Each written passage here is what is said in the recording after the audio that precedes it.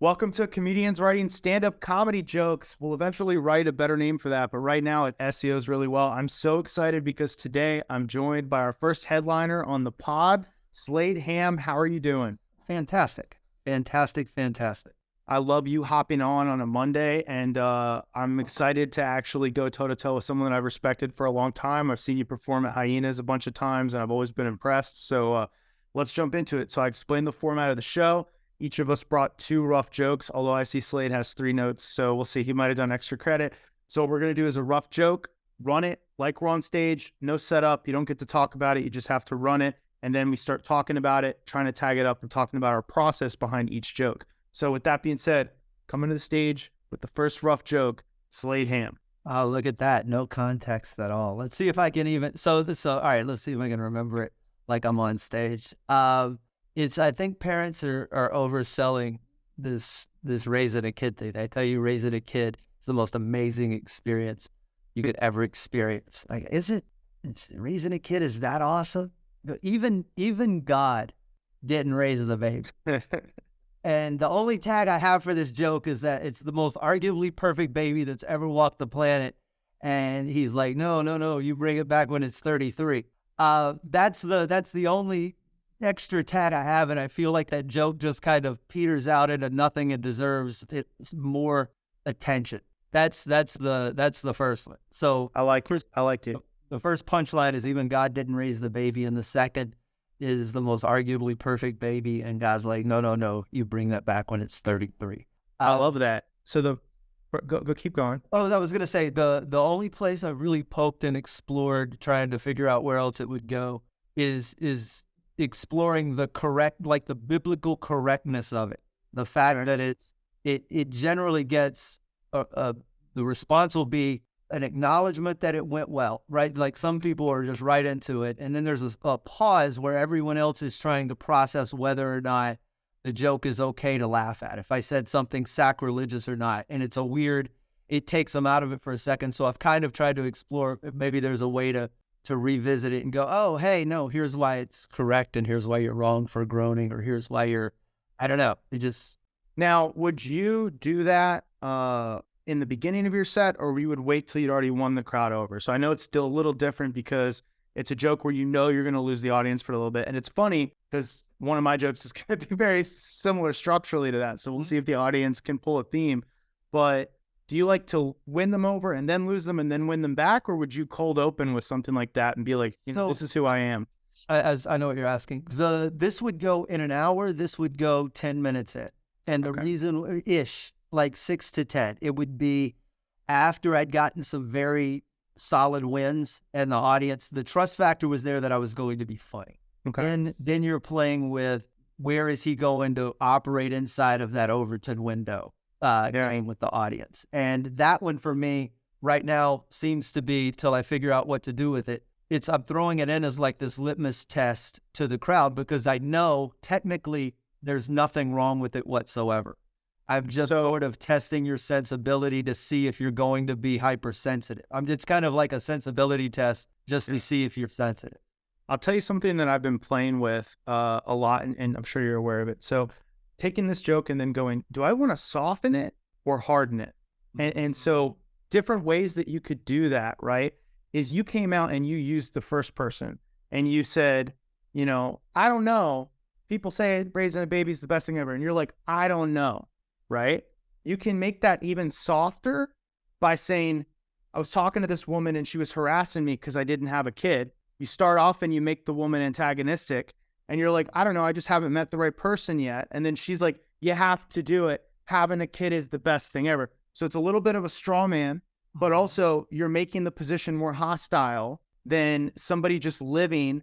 Because right now the perception could be, and this is why the decision is, do we want to harden it where you're being clearly playing the role of the asshole, or do we want to soften it so the crowd comes with you? So we soften it by saying, I'm on the bus, I'm at the airport, this woman showed me pictures of her kid. She's like, show me yours. And I'm like, I don't have one yet. She's like, you're getting old. You got to have a kid. Having the kid is the best thing ever. The best thing ever. And I looked at how many bags she was carrying, full of diapers. Her kid was screaming, hadn't shut up the entire time. I'm like, I don't know. Even Jesus, like even God didn't. Right. Right. So you softened it that way, or you can harden it, Like, I don't let kids into my show. You could start the joke like that. I don't let any kids into my show. And a mom will be like, oh, you're not going to let kids into your show. Having a kid is the best thing ever. And it's like, no, bitch, it's not. My show is the best thing ever. And so like, that's hardened, right? So you can intentionally take it to a more likable or more antagonistic stance at the top of it, and it changes the whole rant. 100%. And I guess it comes down to the reason I'm putting the joke where I put it in the first place. And it's almost a, if I deliver that and it's almost a neutral setup, neither soft nor hard. And I think that's why it makes it so easy to notice. It's a tofu setup in that when I get to the punchline, I haven't led you either direction, if that makes sense. I've talked a little bit, I guess, ideally beforehand, some other jokes about, personal situations involving kids and my relationship to them. But I kind of want to go into the bit a little bit neutral, just to let the crowd legitimately decide if the bait in the water is something they want to put their mouth on, or so I think I've intentionally done the setup in that way. I think where I'll probably explore more is just that aftermath, whether or not and that's where I think the question of softening and hardening comes in, because where it sits right now, it is neutral. It is on you to decide the meaning of the joke, and that's where some of my favorite stuff lies. Yeah, the decision would be in whether or not you kind of go down some what could be perceived as sacrilegious roads in your exploration of, Jesus being the asshole kid carpenter or whatever. There's all kinds of. There's also, I think, comparisons to athletes are really easy there, right? Like, there's all these athletes where their dad wasn't in the picture. LeBron James, his dad wasn't in the picture. Yep. And, LeBron was called the chosen one. So like, there's all these obvious parallels between like being the greatest ever and your dad just not showing up. And, different, especially black comics. I've heard 3 or 4 different black comics that have some version of that athlete joke, but I don't think I've heard the Jesus take on it. And I don't think I've heard the setup come in from talking about, how being a parent is the best thing ever. And it's like, well, if it's so good, how come people aren't doing it? So I haven't heard that segue into it, right? And I like that. Yeah. Jesus, if anybody's watching me type, this is a little embarrassing. How the hell do you athlete? Jesus.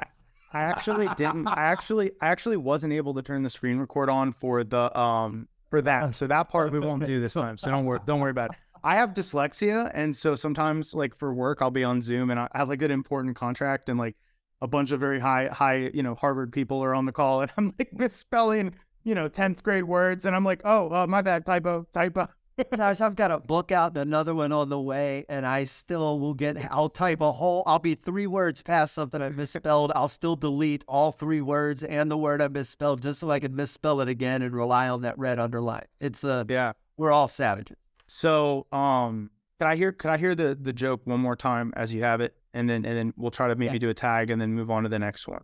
So, and it may be, as you mentioned it, I may need to play with the setup slightly. I feel like it does have some keys to turn. But I go, everyone tells me that raising a baby is the most amazing experience you could ever experience, that I'm missing out. And if I just raised a kid, I would understand how awesome of an experience it is. And I go, isn't really? Even God didn't raise the baby. And then the most arguably perfect baby that's ever walked the planet. And even he's like, bring it back when it's 33. And that's how you get this fatherless prankster turning water to wine. That's a funny line. Fatherless prankster by itself. Yeah. There you go. Cool. Dope. I like that. I feel like it's gonna be hard for me to fix your jokes. I've had a couple people come on who are newer in the writing process, and I've assumed the role of teacher, but I'm definitely assuming the role of Steve Irwin holding a poisonous snake right now. And I'm like, oh, he's super calm right now. We're just gonna let him calm. He's gonna be calm. All right. So that was rough joke number 1, but also honestly, it's a concept that's pretty stage ready. I would expect that from a headliner. So I'm gonna bust out my joke. It's pretty recent, pretty topical, and I'm just gonna go straight into it. I'm Italian, so I go a little harder on Italian people. I'll see an Italian person and I'll be like, oh, look at that fat knuckle, hairy mustache, Italian woman. And I feel like you should, right? Like if you're black, you should do the joke about how black guys walk. And, you know, if you're an Asian lady, you should do a joke telling us you're a good driver and, you know, good for you. But as a straightish male comedian, I don't understand why all the straightish male comedians are doing these trans jokes. And it's like, I want to hear jokes that are about my life and my struggle. I want to hear jokes about erectile dysfunction. I want to hear jokes about ED. My dick is floppy, knock, knock. I need more of that and less of this Bud Light stuff. You want me to be angry about a cross-dresser using the bathroom? A cross-dresser has never made my dick not work. So, like, that's the end. That's an argument. So I'll stop. I'll let you react to it first. Yeah. Well, so the first part that gets me is the circular part, where it's kind of it's a bit like I'm not about to say anything race is, all right, so this next joke definitely isn't racist. I wish people would just stop making everything about race. All right, now here's this bit. It's I want to hear more about this. Well, this whole joke's about trans. This joke has nothing to do with it.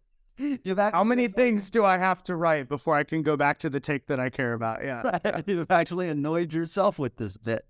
Yeah.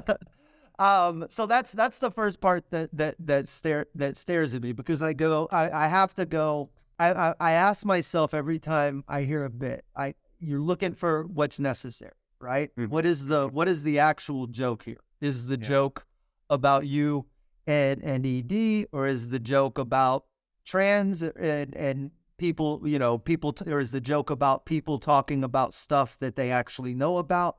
Like there's kind of thesis statement. What is it? The joke is that I am angry at how much people will talk about this issue that should be 3% of the public zeitgeist, when these issues that should be 50%, like we have a fertility crisis, right, on our hands, and we don't talk about it. Right. I have this in the longer version of the rant. I can do this as like a 30-second bit, or I have like a 5-minute rant. I have no doubt, but this comes back to the core. It should be 3% of the entire conversation, yet it is 80% of the joke. Yeah. And that's the part that I think you're gonna find somebody's taken out of it a bit. It's that part of the conversation where it's like, well, if you don't want to talk about this, why are we talking about this? Yeah. That's what comes to mind when I hear the bit. So you kind of, but there is no take on it in it. But there's not, but it occupies X amount of real estate in the joke. So what I would do is I would go find other examples of things that shouldn't have so much real estate. And then suddenly you're talking about this group of things that shouldn't have so much real estate, so that when you go, I want them to talk about things that matter to me, it's not about any one of those things. It's about this spread of things. And now there's funny stuff to say about each one of these things you come up with that's really technically irrelevant to us as a people, if that makes sense. You end up getting multiple punchlines about fresh subjects instead of having to find multiple punchlines on trans, which makes it sound like the joke is about that instead of the other. Does that make sense? I'm trying to... Yeah. No, I like that. Water to get to some other things that also get more real estate than they should. I'm trying to rule of three. Like Bud Light is something, Ukraine for an American, right, is like something that I think probably occupied too much of the zeitgeist. And then it's like, I don't have a third right now, but those are two things. And each one should be escalating in ridiculousness. Yeah. So it's, by the time you get to the last one, it should be the literal most ridiculous thing that took the public's eye for as long as it did. And like TikTok privacy or something. I need to think of the rest. Again, this is the research part of the game, but I think if you spread out the premise there and just point out, dear God, all this stuff we're paying attention to affects me none at all. Here's the real issue. And then I think the pattern's more easy to see, rather than why is this guy so mad at trans people? Even though that's not at all. That's what the public is, weirdly, because of the amount of attention given to the subject. Yeah. They're trained to believe that anything being said about it at all is subject for them to perk their ears up and get all on high alert about, and make sure he doesn't say anything incorrectly. Yes. So in this case, I think you just kind of cover your spread, and by going intentionally ridiculous, you're turning up the volume knob on yourself to the point where you're like, clearly no one thinks I'm serious here, right? I'm clearly No, but out. I am serious about the ED issue. So like I know like 100%, and that's why I think all the ED tags, like, and I have a whole bunch of them, but it's like, you know, they were like, hey, it's cool that everything's a hard seltzer, and now they're trying to put Vizzy hard seltzer. Next thing they're gonna do, it's gonna be Viagra hard seltzer, and it's gonna be the only way you're gonna be hard. It's like, you want to be hard this summer, Viagra hard. So it's like, yeah, I hate that they're Mike's always hard lemonade. Yeah. I like that. I like right. There you go. But I hate that they're normalizing a serious medical condition instead of talking about it, right? Like, instead of going, why are guys that are 25 infertile? We're not having that conversation. We're pumping them up with Blue Chews, Hims, Viagra. There's all these new multi-billion-dollar pharmaceutical companies that are trying to make it look hip and normalize. Oh, you got the pill on the nightstand for a good night. Let's talk about your blood pressure, your BMI, and then how much porn you're watching, buddy. Let's not just get addicted to a drug. Right. Yeah. It's so you got to mask social commentary in, you got to bury it in punchlines. For me, I'm always looking for, how do I craft the bit? No, all right, I want to say this. So one, let's go to the fundamentals. How do you craft this bit in the easiest way that you can take it to the stage? How do we get the fundamentals right? Right? Let's not worry about where we're going to wedge in the social part. Let's use that as part of the setup. Let's craft a bit that's functional. Let's hit it with an actual punchline that they don't see coming. Let's tag it out a little bit, and then let's go back and figure out how we can layer the extra point on top of it now, because we know the joke is sound. And that's every time I start with I'm going to make this point, it's almost impossible to write the right joke for it. Every time I'm like, oh, I got a joke, I can use this joke to say this. So, like, I don't care about taxes, the Ukraine, and Bud Light's spokespersons. I care about erectile dysfunction, like that. Well, yes. Now you're much more in the, you gave them a pattern, you broke the pattern, and then you with the Bud Light line, because that really is kind of the outlier a little bit, specifically depending on how you refer to it. You can just say Bud Light, or you can say Bud Light pronouns. Whatever it may be. You can use that to break some tension, and then you come back with your over-the-top ED part, and that should get a laugh, and then your explanation should get a laugh, and then another line should get a laugh, and you should be into something else. I like that a lot. Thank you. That feels, I got a lot of notes, circular logic, asking would it be cut. I also like that you slapped me with my own argument, because my argument was, it's 3% of what we should care about, and it's 80% of what we talk about. You're like, yeah, but it's also in the joke. And I'm like, oh, damn, he cut me with my own sword. I mean, it really is. We're so good. I try to make sure that one of the underlying principles in performing stand-up is that you don't want to give the audience a reason to distrust you, except for the fact that the playful part where they want to be misled, but they don't want to be misled that way. They want to be misled in the fun. Oh, I thought we were going over here. No, we're going over here. But if they're watching you and what you're saying is literally incongruent with what you're saying, then they will stop and check your math for a minute. And the minute they stop to check your math, you're fucked. You've lost that suspension. Yeah. You're going to have to, whatever joke is next, you better get to it. I love it. All right. Speaking of next joke, we've got Slade Ham coming to the stage with rough joke number 2. Give it up for Slade Ham. Yeah. Okay, I'm gonna skip women's prison fights because it's a longer joke. Let's go to all right. This is very. I'm trying to remember where it goes in the set. I'm talking about how things can have more than one meaning. And the way I want to say this, I've done it. Coming next to the stage. I know. It's a run rough joke number 2. It's Slade Ham. All the preamble aside, things can have more than one meaning. For instance, the young man Colin Kaepernick who knelt for the American flag, and everyone said, "You can't do that. The flag means this, or the flag means that." I go, well, it can mean more than one thing. To a young black kid who who grew up on the streets and feels racial injustice, the flag can mean one thing. To the military veteran who was in Afghanistan and was wounded and got wheeled under the big one at Bagram Air Base, that flag means another thing. To the little Chinese girl who made that flag. And the joke just stops.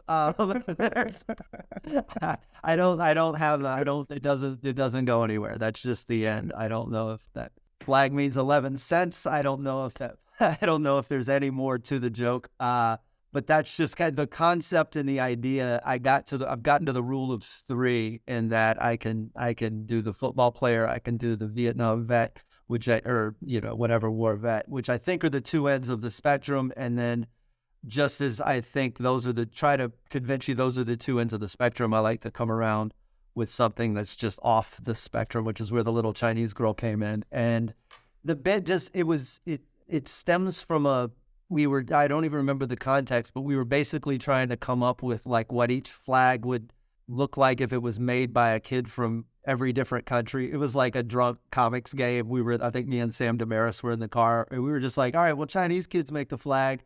What if Japanese kids did? And then we're like, well, they would roll them. And then what if Jamaican kids did? Well, they would roll them like a joint. And whatever. We were trying to come up with all the different countries. And then I just remember the part that stuck was the little kid making the flag. And then that found its way. This is how I plan on bringing it to the stage. And it's just kind of, I don't know where it goes. Well, I'll tell you this, it's a great joke, and it definitely pattern interrupts rule of three. It's like, it's holding that strong. I could feel that you don't know where it goes in the setup, and just like you took a while to get to the setup, but also I'm not really mad at it because like it feels, again, there's some structural, similarities to how we're both making these arguments here, right?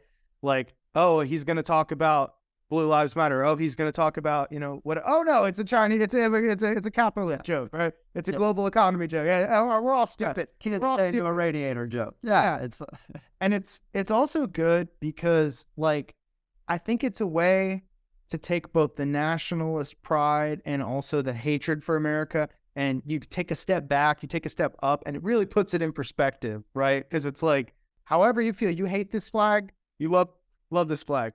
It's literally just part of this girl's quota. It's literally, it's a blister on a girl's finger is all that this flag is. Right? I'm trying to, what I think is fun in comedy sometimes is to, like, I was saying earlier, macro, micro, right? Like we're so zoomed in onto this, and we believe that the two ends of the scale are the protests on this side and the protests on this side, the war vet and the football player. And then it's that in film where you just zoom out suddenly and you're looking down and you realize, oh, the timeline isn't there to there. It's this long, and way out here on the edge of it is this little Chinese girl. And suddenly it makes these two things kind of pointless in comparison. And that's what's most fun. That's what I think makes the audience go, oh, wow. That's what you want. Let me tell you some techniques, or I'm going to tell you. Let me bring up some techniques, right? So like if I hear a joke like that and I go, man, that's like, in my opinion, stage ready, then it's like, okay, how do we sweeten it? And so like the next logical thing that comes from that to me is like asking the question, can we act this out, or how would we act it out? Because you're going to end on to the Chinese girl who made that flag. And in my mind, I hear you like really stretching it to let the audience catch up a little. There's a big laugh there, right?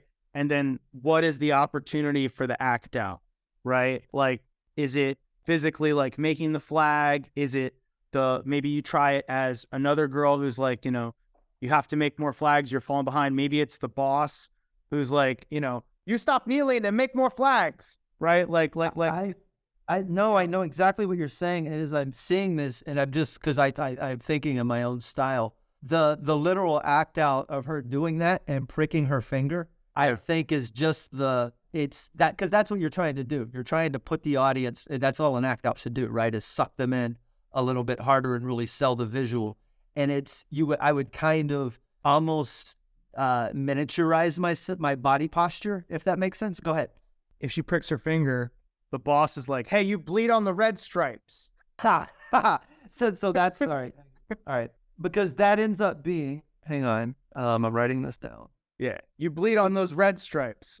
Because I'll try that both ways, because the introduction of another character can either make that really good or overcomplicate it, and I won't know until I try that. You can do soft voice observer, and you'd be like, I imagine that little girl making that flag, pricks her finger, rubs it on the red stripe, just like her boss told her. Yeah. Gets right back to work, right? Like, okay, that's funny. That works way better than giving introducing another character. I tell a lot of stories on stage. That's why the short form is always so complicated for me, even though stories are just a series of those jokes. The less complicated, you take a real story that happened, and if 3 people were there, but one of them can handle all the dialogue, then only you and that other person were there. There's no reason for the other 2 people. Why are we bringing Dave and Sam into this when Steve can say all the lines? Unless Dave or Sam has some really interesting point to add or something different to add, you're just cluttering the stage. So this allows me to get rid of that and gives me a good punchline. That's funny. Thank you. I'm happy I was able to add even a small amount of value. One of the things that I always think of is, they say a picture paints 1,000 words, right? And so I think we as comics, we always have a firm, or at least for me, when I go on stage, I have a visual picture of what I'm about to do. So some people memorize word for word, and that's a great way to do it. But especially when you're still writing, I'll go up and I'll have a set list, and I'm going to do like 20 minutes, and I'll have 10 images in my head. And it's like a photo booth. And so for me, I'm just like looking at, oh, here's the person that's spilling the drink on this person, and that sets up that story. Now it's my job to get the audience to see that picture in as few words as possible. Yes. Because if I have to sit there, because I think it's true, a picture's worth 1,000 words to a normal person.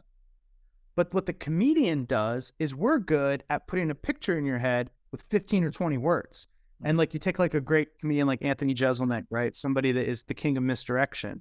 And the whole time you're hearing that joke, you have one image. Then he drops the last sentence and you realize it was a whole different image. And that's where the laughter comes from. Yeah. That misdirection, that deception. So yeah, I love hearing the themes that you're talking about too. Like word economy, less characters. These are things like I know, but like you always need to like. Well, yeah, you need to reinforce. Hear them. To put them into action, I'm trying to find the stupid quote, and I don't think I'm going to be able to. But it's what you just said. It is the comic's job to do it in 20 words or 15 words or whatever that number count is. But it's the concept of being a wordsmith or a writer or whatever the job title actually is. It's Stephen King has a great quote in his book on writing, and it's something to the tune of, we hear people all the time say, "Oh, that's so beautiful. If only there were words to describe it," or "Oh, that's just something you could never put into words." He goes, "You're a writer, damn it. Find the words. That's the job." So I love that. We don't have the permission to get on stage and draw stuff out like those terrible storytellers we've all been to dinner with.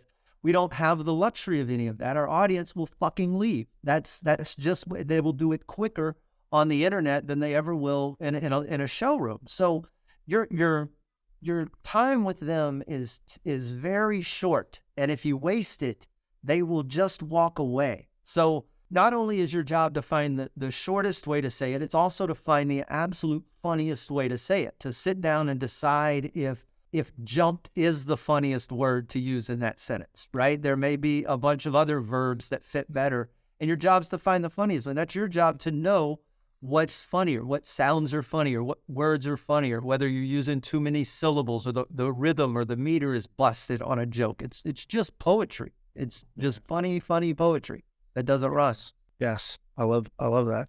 I love it. Yeah. I love Karen. All right. I'm going to jump into my second rough joke. All right. Do it. By the way, I'm tempted to just, because this was my first headliner, I was really tempted to be like, I'm going to go to my tight 5 and pull out 2 jokes and just Do be it. like, Pull out. here's Let's the pull it out. with Pull this out. word. Yeah, pull out one of your good ones. Pull out. I'm going to do, I'm gonna stick to I'm doing homeschool, which is I'm following the pattern, but I'm enjoying this. I want to get you back on, and then I'll bring you 2 tight jokes, and we'll go hard mode. And Yeah, let's do it. I'll try to tag up 2 of your stage ready jokes, and I'll give you like literally 2 of my best jokes, and be like, can you slip a word in there? So okay, all right, this is rough. This one's rough. Okay. I grew up homeschooled, which is the most arrogant thing ever for a parent to look at a teacher and be like, I can do better than you, and that teacher, and that teacher, and the lunch lady, and the coach, and the security guard, maybe the security guard. And like, it was hard growing up because some of you guys here are anti-vax, but you're like, I'm not going to get the 5th COVID booster. My mom was like, he's not going to get the polio. He's not going to get the smallpox. So, you know, I was the only kid that was scared of demons and any cough. So like, that's pretty much it. Yeah. Okay. Yeah. So there's 2 funny parts in the joke, right? It's got two chunks, which is the second part, which is the obvious part, about the vaxes you weren't getting, but also the line of people that she thinks she can do better than. And there's certainly room for play in that. I would look at exactly how long you can stretch that out, figure out at which point it gets funny, probably right around security guard, but you can also add all sorts of other situational things like other security guard because of the last school shooting or some other weird. You start to just plant these things all around that are adjacent to school, but not really, just so it gets kind of ridiculous. And then you kind of get back into the joke where, all right, cool, back to my mom being the teacher. Also, another line that I took in that was like, no one that like goes to grad school is like, I'm going to homeschool my kid.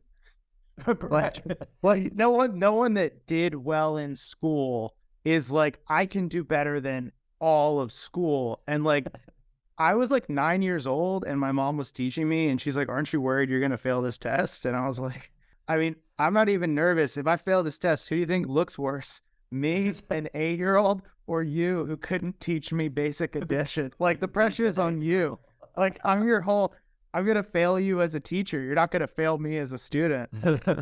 That's really funny. There's something in that whole concept of the only people dumb enough to think they can teach. That are the ones who obviously didn't learn anything from their teachers. And I don't know how you phrase that, but it's the less of an education you have, the more of an education you think you can give kind of concept. And that's worth poking and prodding around it. I think that's a very funny concept.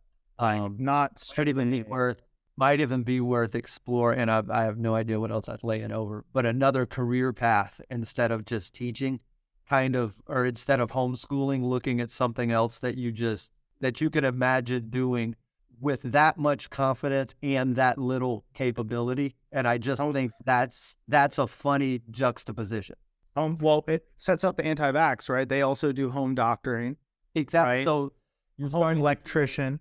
Yes, you're starting to create a pattern here now, and there's play in there for the situation you can put your parents in.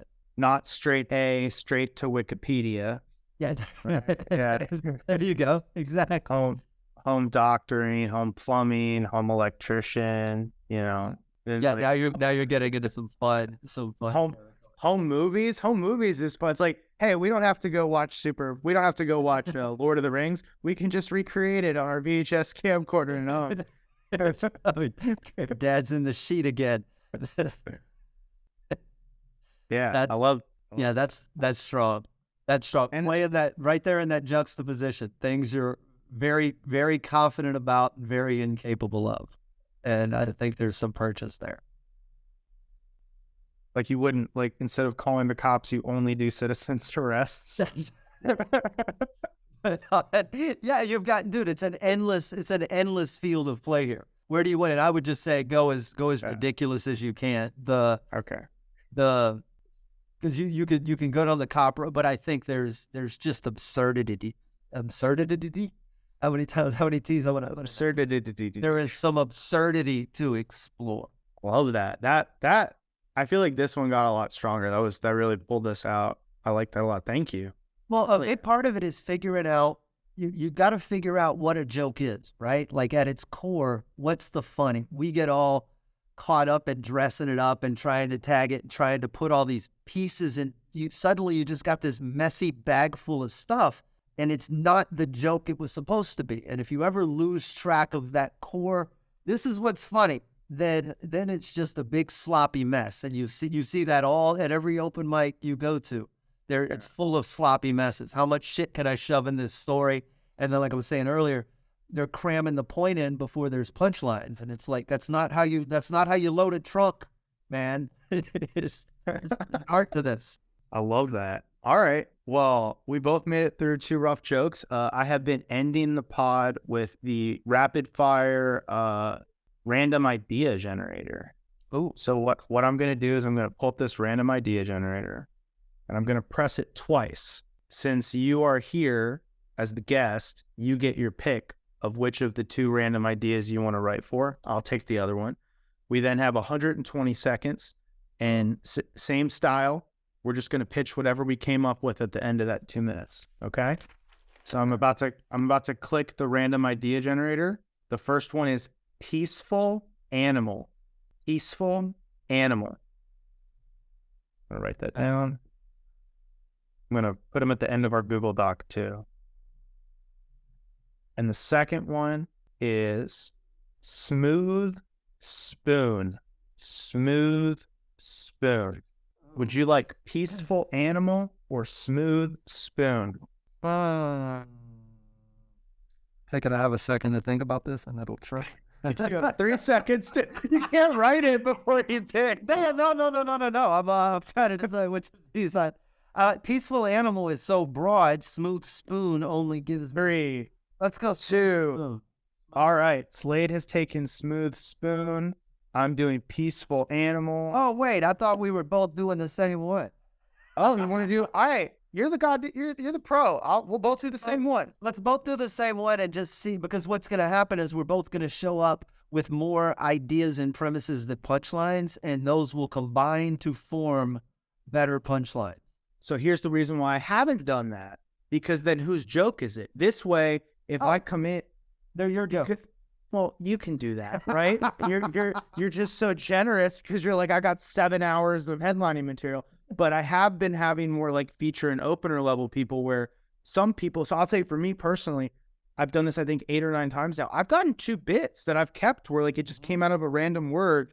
I had one and it gave me a VeggieTales joke. It was like Snarky Sprout, like 4 episodes ago. And I came up with VeggieTales, and I have this really solid VeggieTales bit now that I never would have got to. So the reason I had been doing it like that, but you know what? It's whose line is it anyway, baby? You and I are both going to go head to head on Smooth Spoon. I'm just saying the reason I had been doing it is because that's an interesting way to. No, that's a good reason. Yeah. All right. So we're both going to go head to head in a true winner take all. Whoever wins gets all of the jokes for Smooth Spoon. 2 minutes. We spent more time explaining it than we have. We're going to take this entirely because I know what my writing process after 2 minutes. And go. Our timer. All right.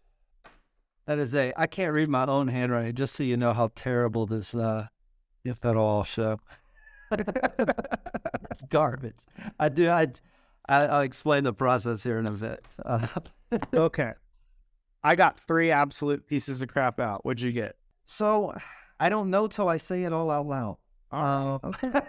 That's why I say the process is such a mess. I start. What you want me to explain what I did, or you want me to try saying it all in a row? Coming next to the stage to talk. Jesus Christ! I thought the headliner got to go last. All right, you know what? You go last. No, you do. You do. That's fine. I've been opening all night. God damn it, I've got it. This is. Don't put that pressure on. Let me do it. Okay. Come into the stage to talk about a Smooth Spoon. 2 minutes worth of jokes. Slade Ham.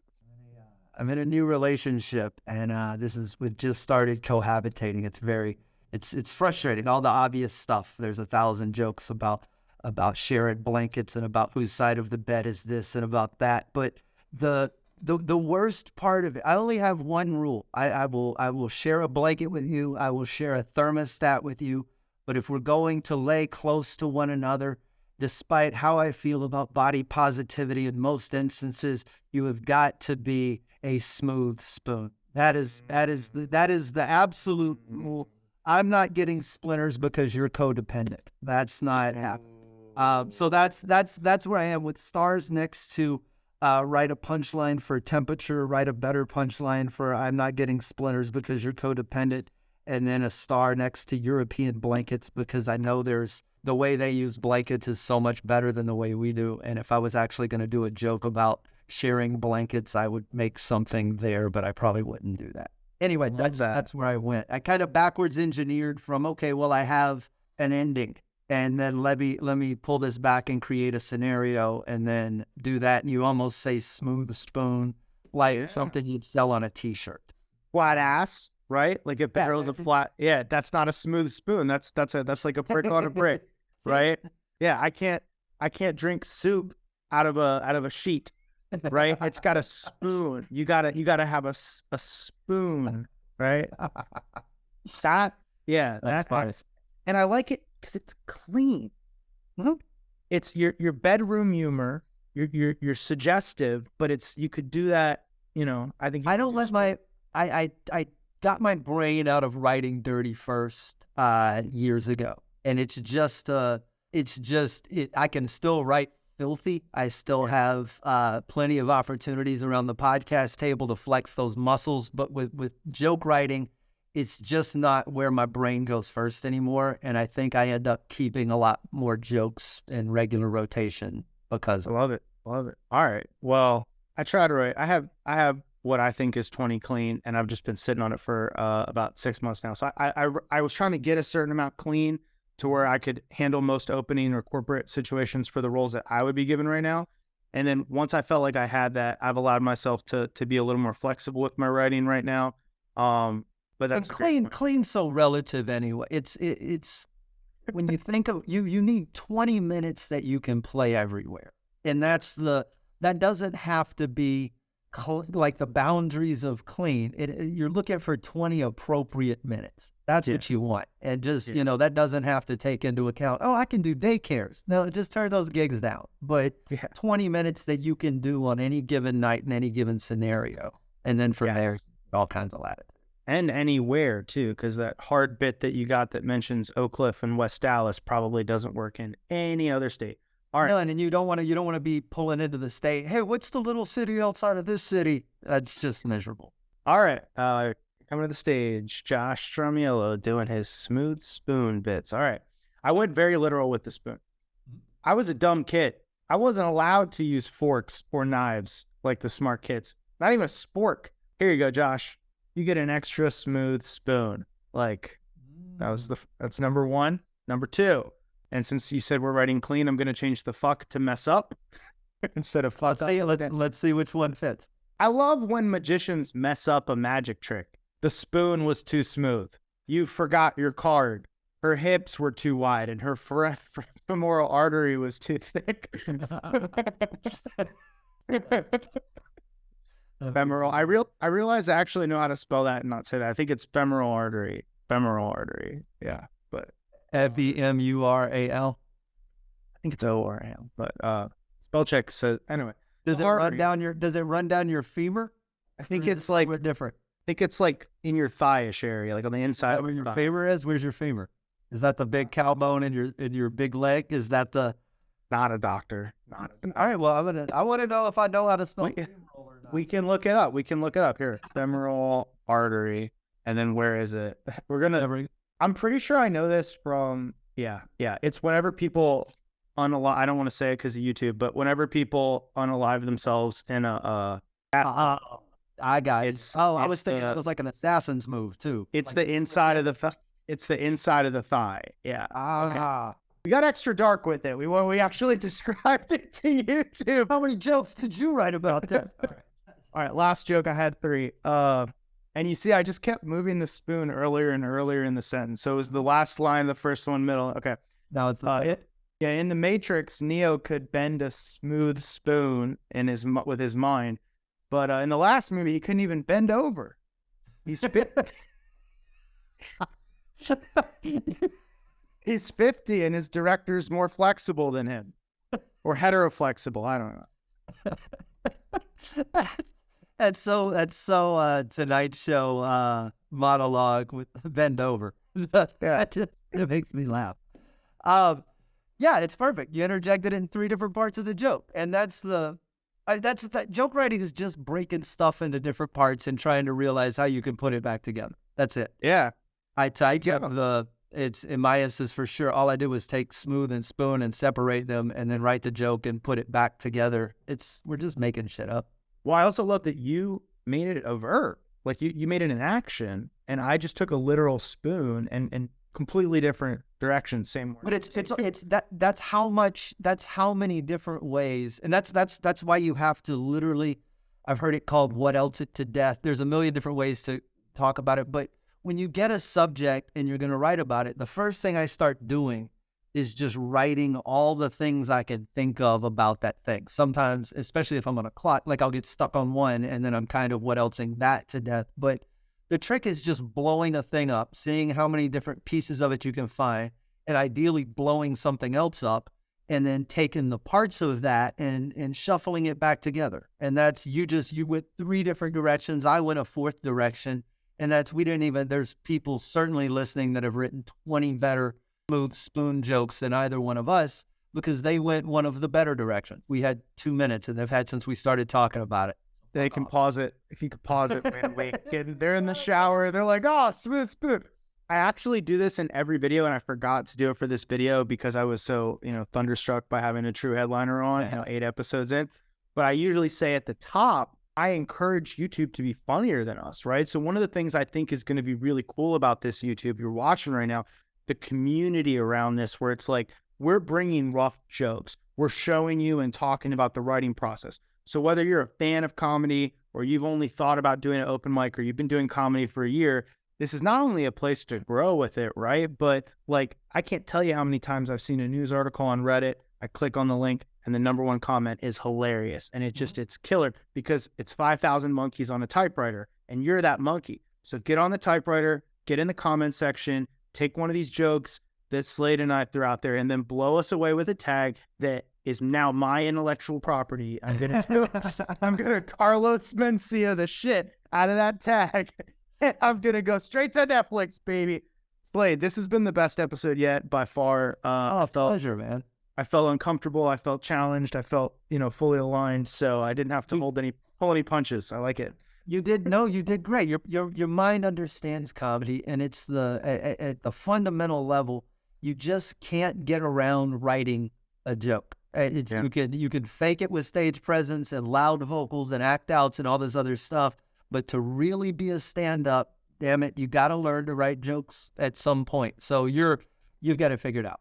Slade, tell us where we can find you on social media. I'll also have a link in the description. SladeHam.com. I'm at Slade Ham on all things social. But if you're listening to this at any point in May, I have a Kickstarter up. I'm filming my new comedy special late summer. We're still raising money for that. As of the time of the taping, I think we're near 75%. So we're probably going to blow through it. But go to Kickstarter, search Slade Ham, or I'm sure it will be in the show notes. I love it. Slade, thank you so much. And as always, guys, keep writing, and we'll see you next time.